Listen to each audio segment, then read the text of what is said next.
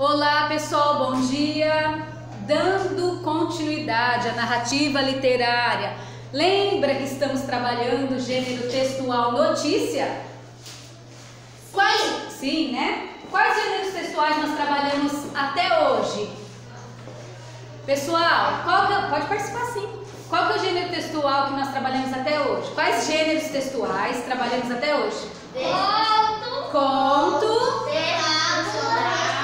texto instrucional, fábula e notícia. Convite e notícia. E nós estamos fazendo um texto em 3 etapas. Com o que, pessoal? Introdução, desenvolvimento e desfecho.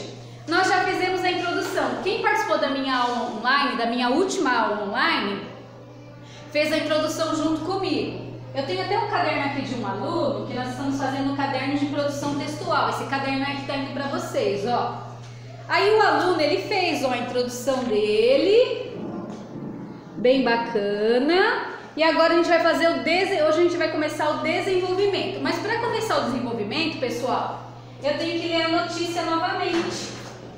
Qual que é a primeira coisa quando a gente olha uma notícia ou no jornal ou na internet? Qual a primeira coisa que a gente vê na notícia? Qual que é a primeira coisa que aparece?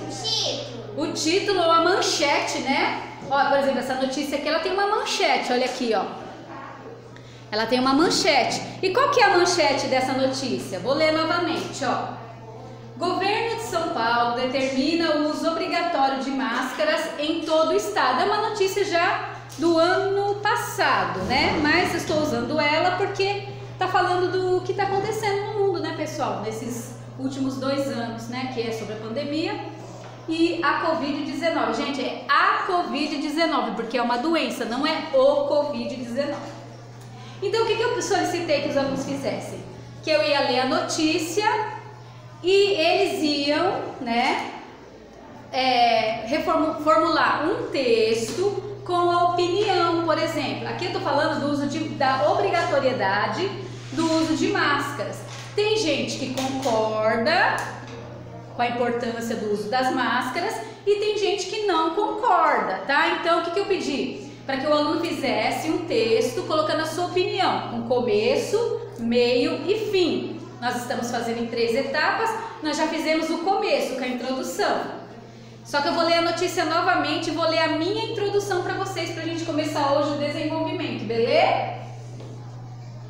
Ó, vamos lá, primeira manchete. Lembra que eu falei? Às vezes a gente lê uma manchete de uma notícia, às vezes a gente se interessa pela notícia e às vezes não se interessa.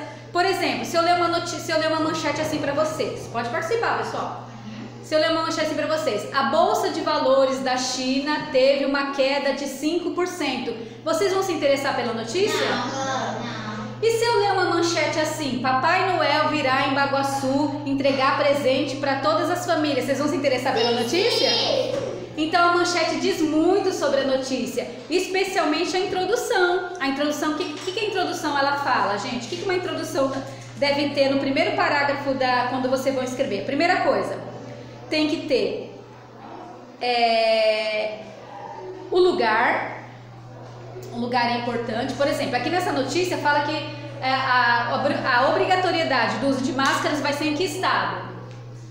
Que estado que a notícia está falando? Estado de São Paulo. Estado de São Paulo. Então já tem a primeira informação, que esse decreto é somente para o estado de São Paulo. Vamos ler a notícia novamente? Vamos lá.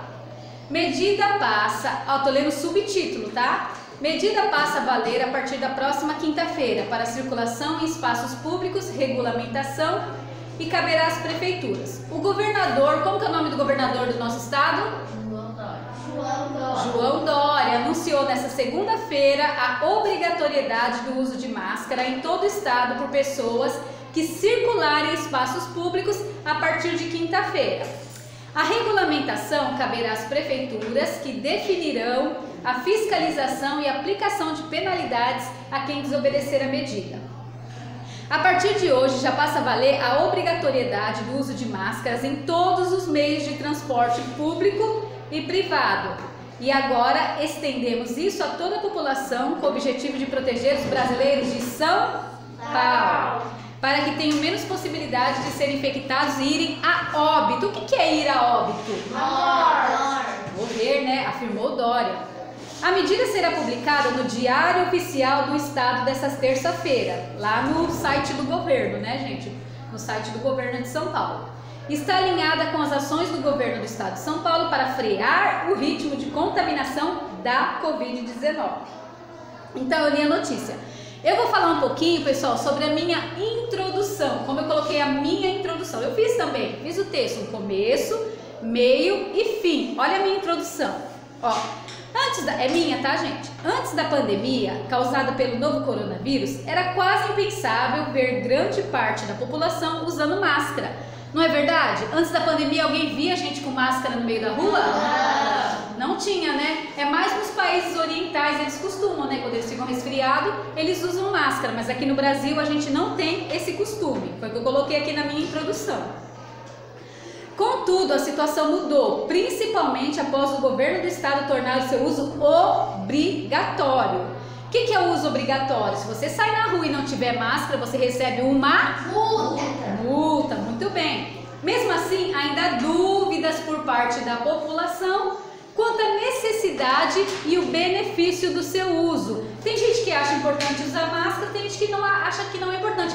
Por isso que eu quero a opinião de vocês com a introdução. E hoje nós vamos fazer, nós já fizemos a introdução. Quem não fez, pessoal, pega o caderno de produção e faça, tá bom?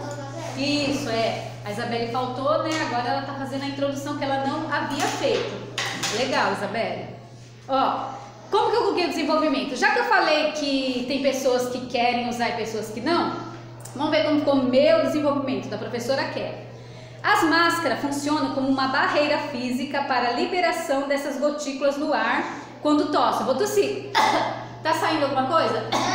Então a máscara é uma barreira, né? Ela protege. Na minha opinião, tá, gente? Essa é a opinião da professora Kelly.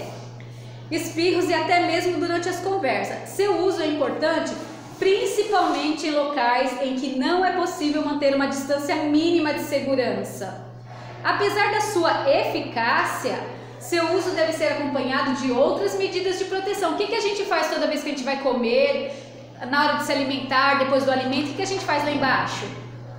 Passa álcool em gel. Passa álcool em gel. Então, além da máscara, nós devemos usar outras medidas de proteção de acordo aqui com o meu desenvolvimento, como limpeza frequente das mãos e distanciamento físico de 2 metros de outras pessoas.